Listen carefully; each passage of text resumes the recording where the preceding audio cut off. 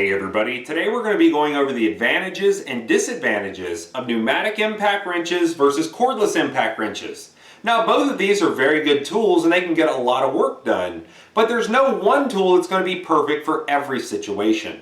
Now a lot of people online think that because cordless is reaching power levels that can rival air, that soon or right now you can actually replace your air compressor with an entire battery powered lineup and you're going to be able to get the job done every time. Now I'm going to tell you right off the bat, that is absolutely not true. If you do have an air compressor, and especially if you work in a shop setting that has supplied air, all the lines and fittings, and all you need to do is bring your tools, you're going to be a lot better off if you're always working in the same location to use air, because the tools are going to last a lot longer, they have more power, they're cheaper, and they're also lighter weight. But if you want that convenience and you go, let's say, away from the shop, out in a parking lot, in an unheated garage, or even on the side of the road, having the convenience and power in the palm of your hand, powered by battery packs, is going to save you a lot of time and you'll be able to make a lot more money.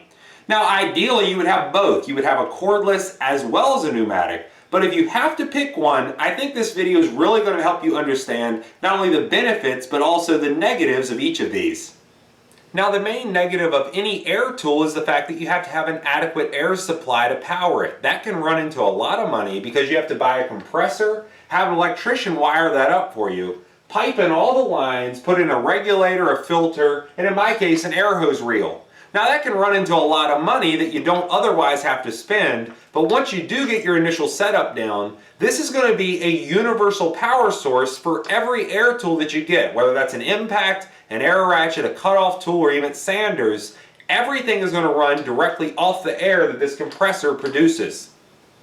The good thing about a cordless tool is the fact that it's going to run directly off a battery pack. Now if we look at that, it doesn't need to have an air compressor, any lines, or any special fittings. You basically charge the pack up, plug it in, and it's ready to go. Now that may sound good and you may save some money initially on per tool costs when you're not having to figure in the cost of an air compressor. But if you look at these 5 tools I have in front of me, none of these use the same battery packs. That means that I have 5 different tools, 5 different batteries, and I need 5 different chargers in order to recharge them so I can continue to use them. If these were air tools, I could screw an air fitting in the bottom of each, plug it into the same line, and because air is a universal power source, it would power them all exactly the same way. As far as air impacts go, this drawer has a bunch of different ones in it. Now, although they're not the same brands, they do run off the exact same air compressor because I have the same fittings installed on the bottom of all of them. I could pop the Chicago Pneumatic off, put the Proto on, pull the trigger, and it's going to instantly work. We don't have to worry about having different battery packs or different chargers. They're all going to be powered exactly the same way. Now obviously if you're broken on the side of the road and you need to change your tire, a pneumatic impact's not going to do you any good because you don't have electricity or air available. So that's where the real convenience factor of the cordless is going to come into play. If you're somewhere with no electricity or, like I said, broke down somewhere, that's going to still have full power the entire time. So as long as you do have some fully charged battery packs, you're going to be able to get the job done and you're not going to be stuck doing it by hand. The other real advantage of a cordless impact versus a pneumatic one is the amount of noise that it's going to put out. So because this is fully electric and it doesn't have any air flowing through it, it is going to be a lot quieter. Where a pneumatic impact is solely powered by air, and after it powers the gun, it has to eject out the bottom through the exhaust port. So that can be very loud with a standard version, and it does go down greatly when you get one of the quiet ones. Now even the quiet pneumatic guns are still nowhere near what a cordless gun is. So just keep that in mind when you're using these on a daily basis. Now we're going to take a few different readings on the decibel meter. It's roughly 5 feet away from me. And you can see with my voice, with just standard conversation, is going anywhere between 75 and 85 decibels. So the first test, we're going to try out the W7150. I'm going to hold the trigger in all the way. And you can see it's coming in at roughly 82 decibels, or right about the level of my conversation. Now we'll try the 2235. I'll hold that in all the way.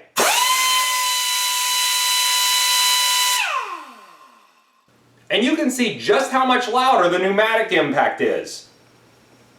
Here's a side-by-side comparison with two 3/8 inch impacts. We have an air impact as well as a cordless impact. The cordless being a Milwaukee M18 Fuel 2654. And then the Cornwell is a Cat 2150. Now I do want to point out the Cornwell's lighter weight, smaller, it's lasted a very long time, and it also has more power. I've had no issues out of this, and it feels really like it did the day that I got it. The only maintenance it needs, other than hooking it up to the airline of course, is to add some air tool oil in the fitting in the bottom before you use it. That keeps the inside lubricated and it keeps it working perfectly. Now the Milwaukee I've also had no issues out of as of yet, but what you want to keep in mind with any tool manufacturer, especially the battery powered tools, is eventually they're going to change their battery platforms. So if you do invest in this, just plan on using it now and making money with it now. However, when the day finally comes that they quit carrying these battery packs, even if this is still working perfectly, if you can't get a replacement pack, you're not going to be able to use this anymore. Where the air-powered one, let's say your air compressor blows up, you can change it out with another one, hook it up at your buddy's shop or loan it to somebody, and as long as that air supply is there, it's going to work exactly like it did the day you took it out of the box. Now to do an actual torque test between the high-end cordless impact from Ingersoll Rand, which is their W7150, and then their high-end pneumatic 2235. Now I'll tell you right off the bat, the 2235 is rated higher and the numbers are going to be higher, but what we're going to do are 3 individual runs on each of these, alternating in between each run. So I'll do the W7150, then I'll do the 2235, and then alternate back. Also in between runs, at the beginning of each one, I'll be putting on a fresh, fully charged, high-capacity battery pack on the W7150, so we don't have to worry about any power loss resulting from the batteries draining down. The 2235 is going to be running at 90 psi of working pressure, running through a 1/2-inch air line, 3 1/8-inch air fittings, and that's coming out of an Ingersoll Rand 80-gallon air compressor. Now the test unit I'll be using is a Skidmore Wilhelm Model R, with a 1 1/4-inch bolt and a 2-inch nut. Now with that combination, it can accurately measure bolt tension in pounds up to 110,000. And you can convert that over, because of the combination I'm using, by dividing whatever results we get by 70, and that's going to give us an accurate as well as verifiable torque rating. So what we'll do is take 3 runs on each, we'll take the average of them, divide by 70, and that's going to give us our working torque rating. Now the working torque rating for the W7150 is 780 foot-pounds in forward and reverse. The 2235 has a maximum forward and reverse torque rating of 930 foot-pounds. So what we're really looking for is how close to those numbers we can get with the Skidmore to see if they're overstating it, maybe understating it, or if they're dead on.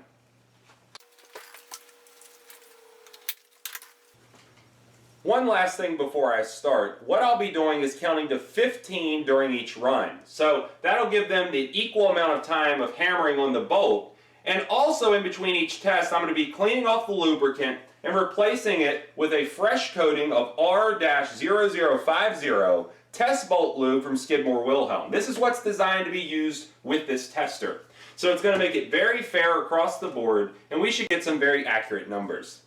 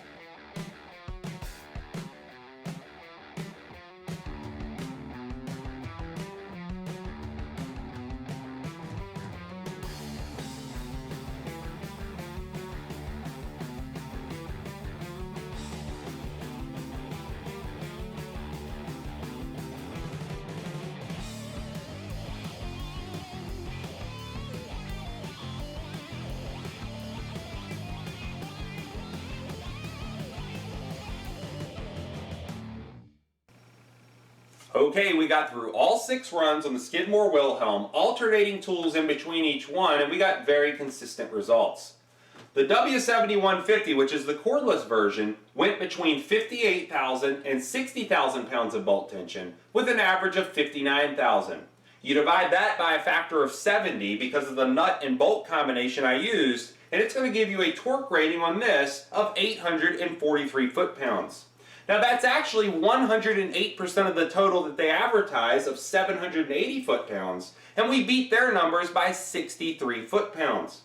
When we take a look at the 2235, the numbers were even more, coming in between 78,000 and 81,000 pounds of bolt tension with an average of 79,667. Divide that by a factor of 70 and it gives us a torque rating on this of 1,138 foot-pounds, or 122% of their advertised totals. So they advertise this as having a working torque rating of 930 foot-pounds forward and reverse, and we beat those numbers by over 200 foot-pounds. So now you've seen the main advantages and disadvantages both of cordless as well as pneumatic impacts. Now there's no one right tool for every job, but if you are in a shop setting, I think you should seriously consider still going with pneumatics because they're more powerful, they cost less money, and they're going to last a lot longer than cordless. And if you don't need that convenience, these might not be the best choice for you. However, if you're a road technician, if you hop around a lot, do work outside in a parking lot or even on the side of the road, the cordless is definitely the way you want to go, so you don't get stuck doing those kind of things by hand. If you like this video, please click like. If you like my channel, please click subscribe. And thanks for watching.